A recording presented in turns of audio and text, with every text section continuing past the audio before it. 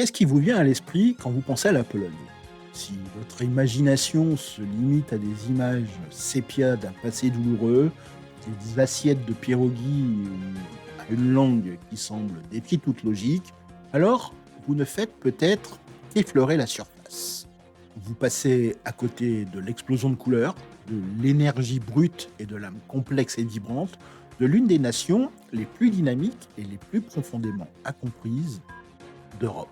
Aujourd'hui, dans le double cas, nous allons déchirer le voile des clichés pour plonger au cœur des règles sociales invisibles et des valeurs culturelles qui animent véritablement le peuple polonais. Nous allons décrypter les protocoles non écrits, explorer les paradoxes d'une personnalité nationale et sonder les traditions qui façonnent chaque interaction, d'un simple bonjour et une célébration nationale. Et croyez-moi, certaines de ces révélations risquent de vous bousculer. C'est une immersion au cœur de la Pologne contemporaine.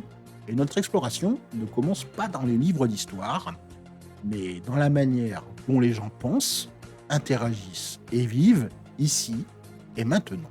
Pour véritablement comprendre la Pologne, il faut tout d'abord accepter un fait fondamental. Ici, l'histoire n'est pas reléguée au passé. Elle est une présence palpable, une force vivante qui s'assoit à table avec vous. Le récit national est celui d'une résilience spectaculaire face à des épreuves presque inconcevables.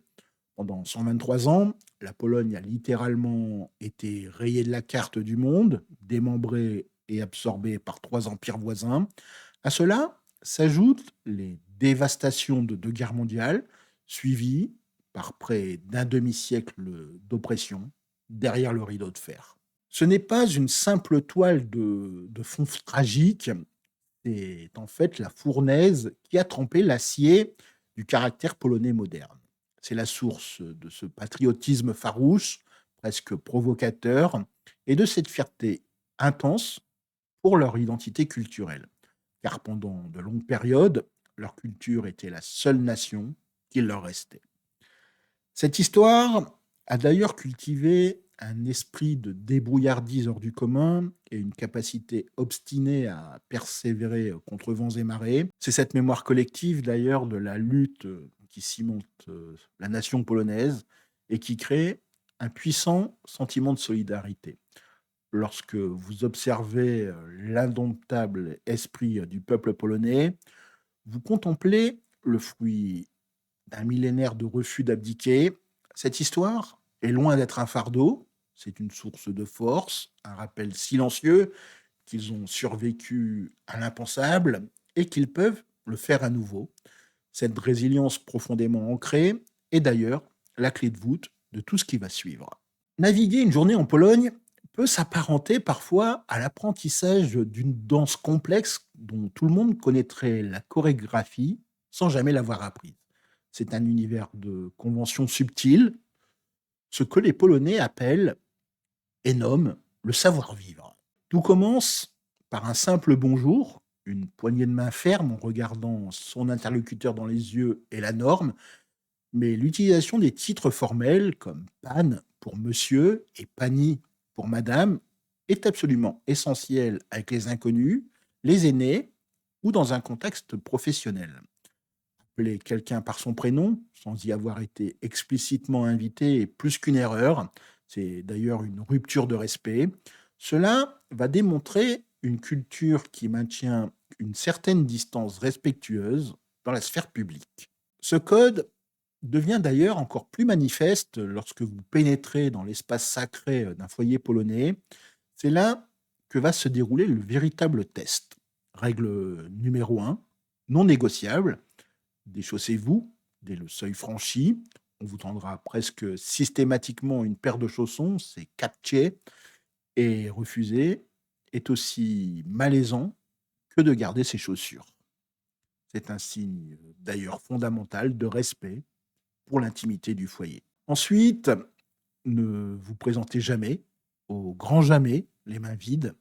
Un petit présent pour vos hôtes, des fleurs, une boîte de chocolat, une bonne bouteille, est une attente implicite. C'est une manière de dire merci, de m'ouvrir votre porte. Une fois à l'intérieur, vous entrez dans le domaine de l'hospitalité polonaise, un secret si important qu'il mérite sa propre section. Pour l'instant, sachez qu'on vous offrira à manger et à boire et que vous devez accepter. Tout refus, même poli, est souvent perçu comme un affront. S'engage alors une petite danse où l'hôte insiste, l'invité résiste, mais à la fin, l'hôte l'emporte toujours. En public, les règles aussi persistent. Dans les transports en commun, il est impensable de ne pas céder sa place à une personne âgée, une femme enceinte ou une personne handicapée. Ne pas le faire vous vaudra des regards assassins. Les Polonais tendent aussi à être plus réservés dans l'espace public, gardant leur conversation pour eux. Parler fort dans les bus est le moyen le plus sûr de devenir la cible de regards réprobateurs. Ces règles ne sont pas arbitraires, elles tissent une étoffe sociale faite de respect, d'une formalité protectrice et d'une distinction nette entre la sphère publique et la sphère privée. Pour un étranger, la communication à la polonaise peut être un véritable choc. Au premier abord, beaucoup perçoivent les Polonais comme froids, excessivement sérieux, voire revêches. Les sourires ne sont pas distribués gratuitement aux inconnus.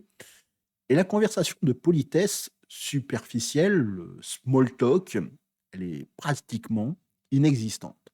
Mais il ne faut pas confondre ce manque de cordialité de surface avec un manque de chaleur humaine. La réalité est bien plus nuancée et au fond, plus sincère. En fait, les Polonais sont en général incroyablement directs. Cette franchise, elle peut être interprétée comme de la brusquerie, mais dans la culture polonaise, c'est une preuve d'honnêteté. On préfère aller droit au but. Si vous demandez un avis, attendez-vous à une opinion franche, pas une version édulcorée pour ménager votre sensibilité. C'est certes déconcertant au début, mais beaucoup finissent par apprécier cette absence d'hypocrisie. Au moins, vous savez toujours à quoi vous en tenir. Et puis, il y a aussi ce passe-temps national qu'on va appeler le nagekanie, l'art de se plaindre. Pour le non-initié, cela peut ressembler à un pessimisme ambiant et épuisant. On se plaint du temps, de la politique, des prix, de tout et de rien. Mais voici le secret. Le nagekanie n'est pas une expression de malheur. En fait, c'est plus un rite social. C'est un moyen de tisser des liens, un brise-glace qui établit une expérience partagée.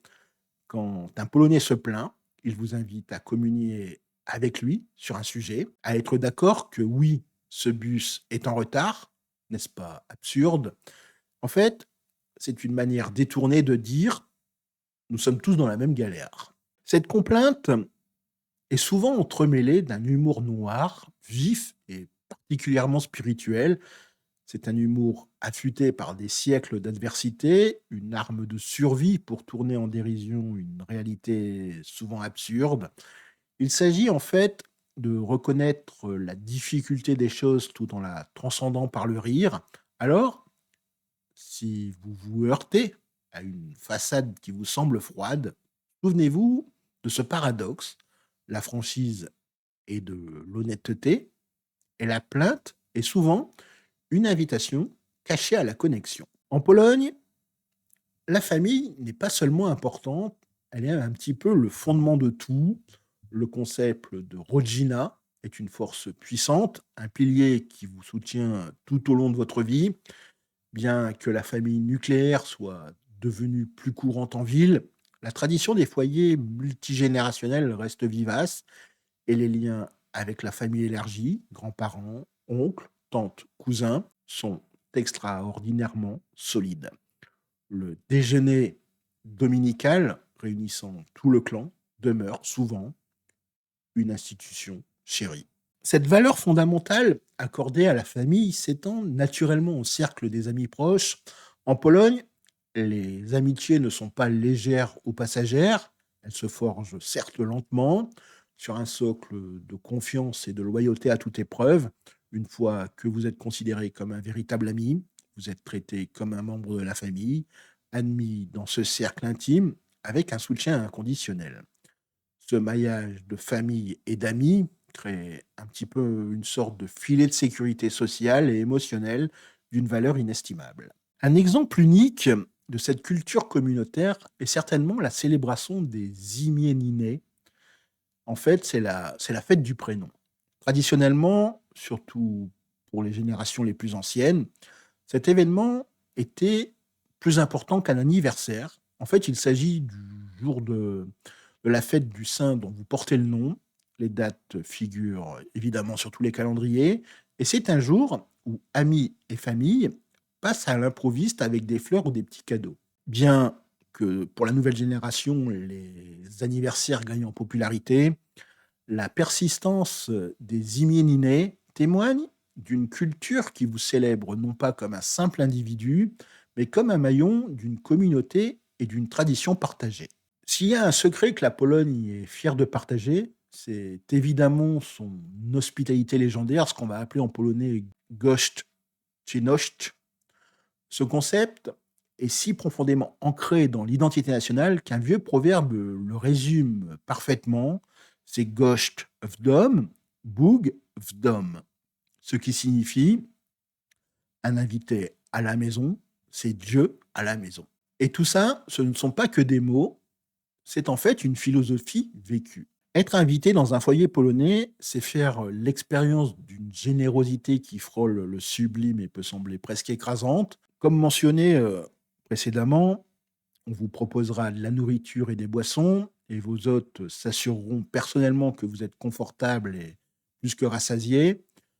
Une simple invitation pour un café peut rapidement se métamorphoser en un festin de 5 plats. Votre assiette sera remplie à nouveau avant même que vous ne l'ayez terminé, et on vous suppliera de prendre juste un dernier petit morceau de gâteau, bien après que vous ayez atteint vos limites. Ils ne sont pas insistants par impolitesse. En fait, c'est simplement leur manière de démontrer leur affection et leur soin. C'est cette croyance culturelle qu'être un bon hôte, c'est donner tout ce que l'on a et plus encore. En fait, cette tradition, elle va reposer dans les racines de l'histoire, dans un pays qui a connu tant de bouleversements. Compter les uns sur les autres et faire preuve de solidarité était une question de survie.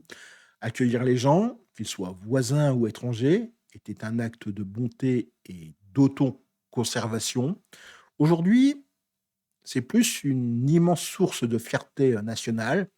La façade extérieure, parfois perçue comme froide dans la rue, se dissout complètement pour révéler un noyau d'une chaleur incroyable, laissant une impression inoubliable à quiconque a la chance d'en faire l'expérience.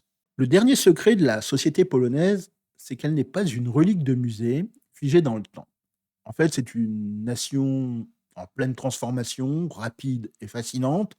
Depuis son entrée dans l'Union européenne, la Pologne a connu une croissance économique et des mutations sociales spectaculaires, donnant naissance à une identité moderne, pétrie de contradictions dynamiques. Évidemment, la Pologne d'aujourd'hui est résolument ambitieuse et innovante. La jeune génération est suréduquée, créative et hyper connectée au reste du monde. Elle est le moteur d'un écosystème de start-up en plein essor, maîtrisant parfaitement les codes de la technologie et de la culture mondiale. Cela va créer une tension fascinante entre un respect profond pour la tradition et une soif inextinguible d'un avenir moderne. On le voit partout, dans les gratte-ciel de Varsovie, qui côtoient des bâtiments historiques méticuleusement restaurés, ou dans une culture jeune qui adopte les tendances globales tout en se raccrochant farouchement à ce qui la rend unique. Cette transformation, elle redéfinit également les normes sociales. La structure familiale traditionnelle tend à évoluer, avec un accent croissant mis sur le partenariat et le partage des responsabilités. Le débat sur l'équilibre entre vie professionnelle et vie privée prend de plus en plus d'ampleur. Si les Polonais ont la réputation d'être des travailleurs acharnés, des études récentes montrent que les jeunes générations accordent désormais plus de valeur à leur temps personnel, à leur santé mentale. C'est le reflet d'un changement plus large vers un mode de vie qui cherche à concilier l'ambition professionnelle et l'épanouissement personnel. Cette Pologne moderne est donc un lieu complexe où les valeurs conservatrices et les mouvements progressistes coexistent, souvent de manière conflictuelle. C'est une société qui débat activement de son identité et de sa trajectoire. Comprendre la Pologne aujourd'hui, c'est saisir cette métamorphose en action, une nation fière de son passé, pleinement investie dans son présent et qui construit avec ambition son avenir. En fait, aujourd'hui, dans ce podcast, on a fait qu'égratigner la surface d'une culture, d'une complexité et d'une richesse infinie. La Pologne, en fait, c'est un pays qui ne cesse de se révéler, couche après couche, à mesure que l'on apprend à le connaître. Alors maintenant, c'est à votre tour. Si vous avez visité la Pologne ou si vous êtes polonais, quels sont les secrets cachés que vous avez découverts? Quelles sont les règles non écrites ou les particularités culturelles qui, pour vous, définissent l'expérience polonaise? Partagez vos histoires dans les commentaires ci-dessous. Je lis absolument tout. Et bien sûr, si cette analyse vous a éclairé, n'oubliez pas de cliquer sur j'aime, de partager cette vidéo avec quelqu'un qui aurait besoin de voir au-delà des clichés et de vous abonner pour d'autres explorations en profondeur des cultures les plus fascinantes au monde. Alors, quels sont ces fameux secrets de la société polonaise?